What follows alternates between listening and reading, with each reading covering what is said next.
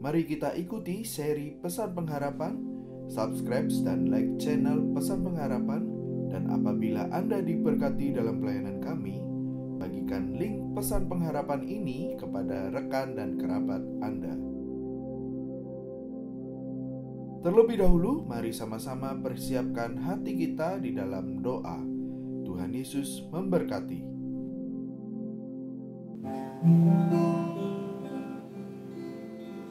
Bapa yang di surga, kami bersyukur, kami berterima kasih Tuhan. Tuhan telah memimpin acara ini sampai ke 23 dalam seri Pesan Pengharapan. Ini semua adalah kasih karunia Tuhan dan kami persembahkan untuk hormat kemuliaan nama-Mu. Biarlah firman Tuhan yang disampaikan melalui setiap seri di Pesan Pengharapan ini boleh menjadi berkat bagi kami semua, jemaat-Mu, dan kekasih-kekasih Tuhan. Di dalam nama Tuhan Yesus, haleluya, amin. Shalom putra-putri kerajaan surga yang disayang oleh Tuhan. Seri Pesan Pengharapan yang ke-23 saat ini judulnya adalah Doa bukan kewajiban, tetapi diperlukan. Saudara-saudara mungkin agak terkejut, terutama bagi kita yang sudah bertahun-tahun menjadi Kristen. Kenapa Pak Andreas menyatakan bahwa doa bukan kewajiban? Padahal kita sebagai anak-anak Tuhan dan pengikut Kristus wajib untuk berdoa. Tetapi judul seri Pesan Pengharapan kali ini yaitu doa bukan kewajiban, tetapi diperlukan. Saudaraku, kita tahu bahwa sepanjang kehidupan kita mengikut Tuhan, kita seringkali bahkan terjebak di dalam kegiatan-kegiatan doa yang merupakan rutinitas. Sehingga seolah-olah kalau kita tidak menjalankan yang rutin itu yaitu doa, sepertinya kita tidak melakukan kewajiban kita. Bukan, saudara, memang doa bukan kewajiban. Tuhan tidak perlu disenangkan dengan kita wajib berdoa.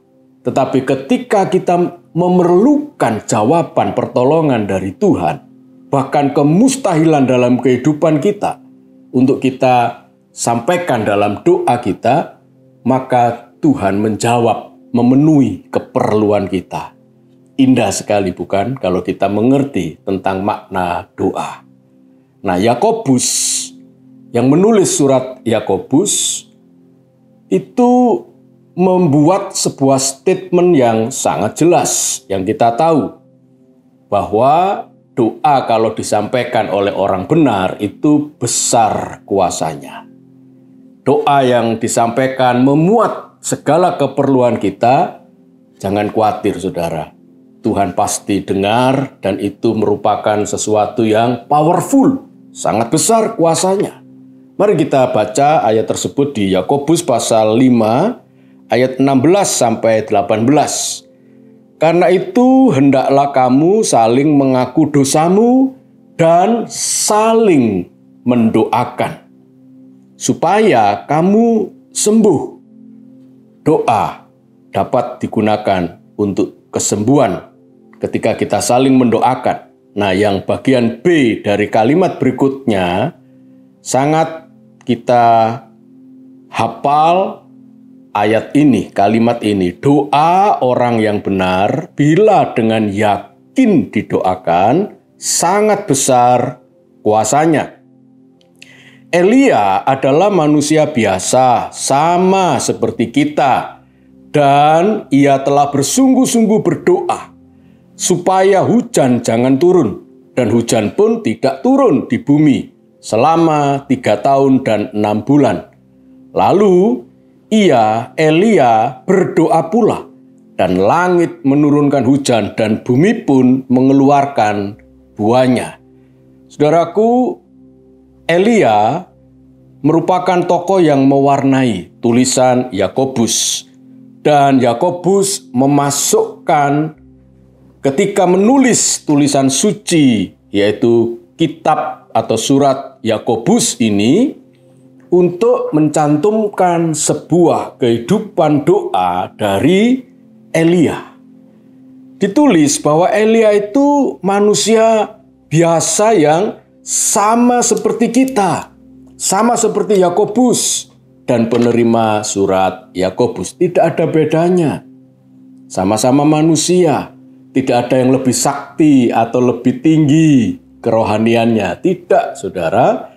Tetapi yang membedakan adalah Elia berdoa dengan bersungguh-sungguh. Elia tidak menjadikan doa sebuah kewajiban, tetapi keperluan yang mendesak untuk Tuhan dengar. Dan yang luar biasa, cuaca bisa dikendalikan oleh doa yang dinaikkan Elia.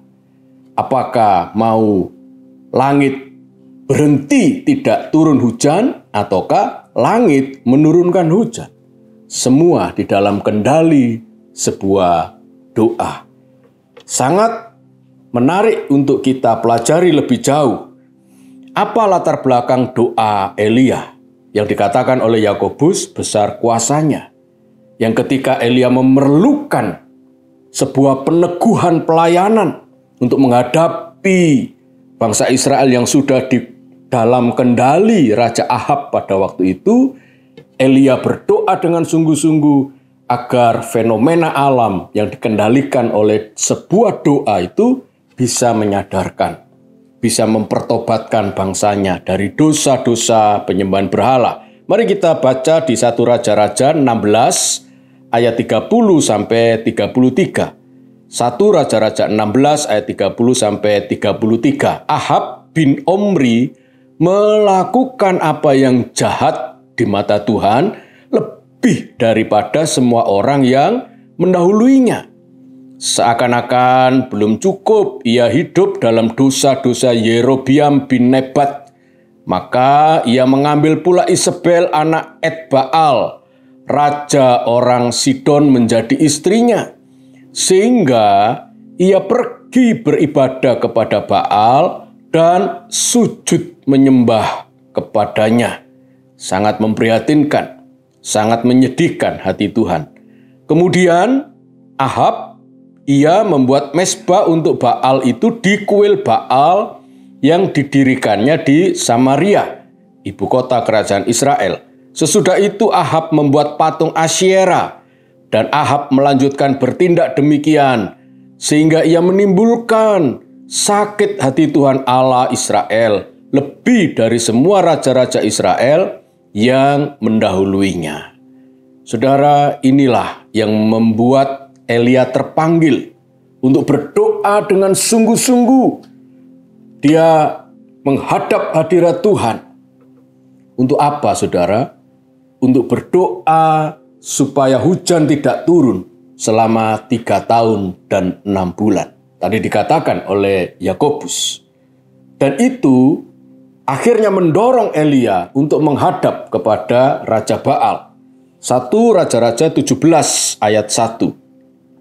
Lalu berkatalah Elia orang Tisbe dari Tisbe Gilead kepada Ahab, "Demi Tuhan yang hidup, Allah Israel yang kulayani, sesungguhnya tidak akan ada embun atau hujan pada tahun-tahun ini, kecuali kalau ku katakan."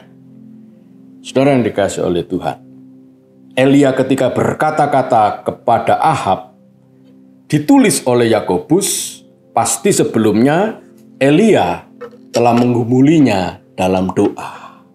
Dan ketika selesai dia berdoa, dia menghadap kepada Raja Ahab. Dan Yakobus menulis, betul saudara, 3 tahun dan 6 bulan hujan berhenti total di seluruh kerajaan Israel. Elia pun terkena dampaknya. Tetapi Tuhan memeliharakan dia di tepi sungai Kerit dengan makanan yang diantar oleh burung-burung gagak. Berhenti sampai di sini lebih dulu, mari kita introspeksi dalam diri kita. Apakah doa kita betul-betul kita naikkan dengan yakin Karena dengan keyakinan semacam itu, doa kita besar kuasanya. Apalagi Yakobus menulis, dibarengi dengan hidup dalam kebenaran. Maka doa orang benar yang dengan yakin didoakan itu besar kuasanya. Berbeda dan kontras kalau doa itu merupakan kewajiban. Maka doa tidak akan membawa dampak apapun, saudara. Karena doa merupakan sebuah kegiatan agamawi, bukan sebuah kedekatan kita dengan Tuhan. Seperti Bapa sayang kepada anak-anaknya, maka Tuhan pun juga menyayangi kita anak-anaknya. Mazmur 103 ayat 13. Karena Tuhan itu sebagai Bapa yang baik, maka ketika seorang anak minta kepada bapaknya sesuai dengan keperluannya, maka pasti sang Bapa memberikan hal itu kepada anak-anaknya. Karena itu Tuhan Yesus di dalam Injil Lukas menulis dasar tentang ketekunan berdoa.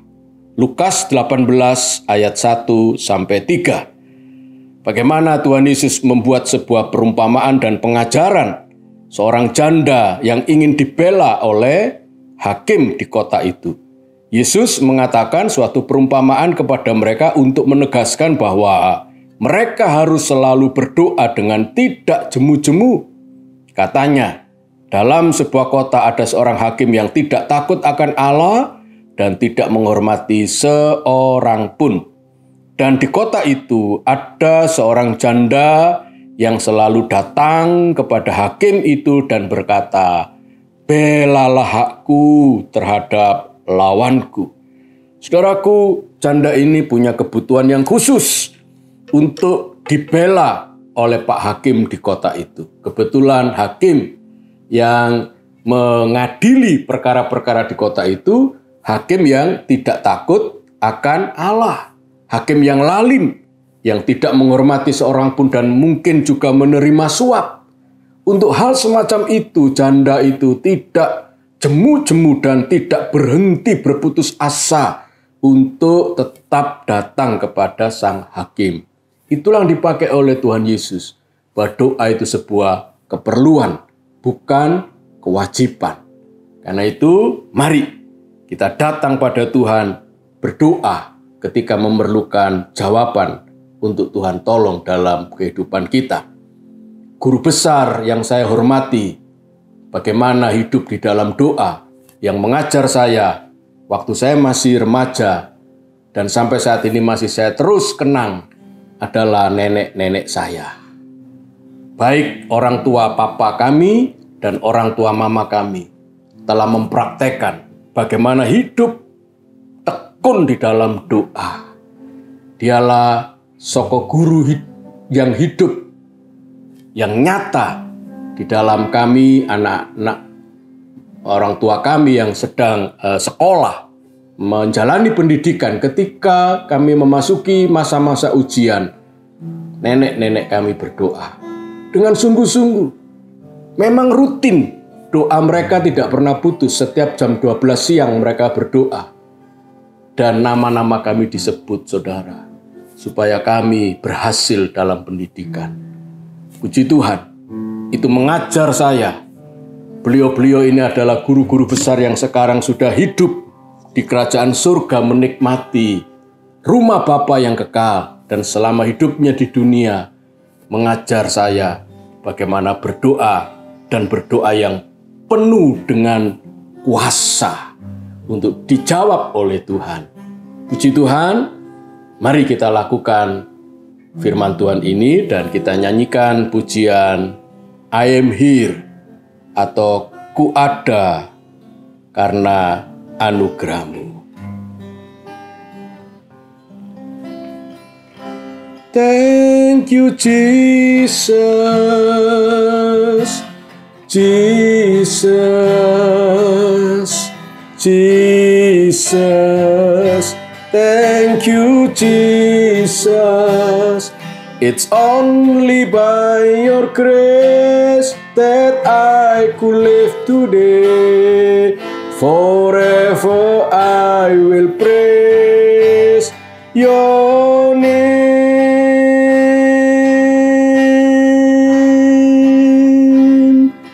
Ku ada sebab anugerah-Mu, ku ada karena kasih-Mu, Tuhan Yesus.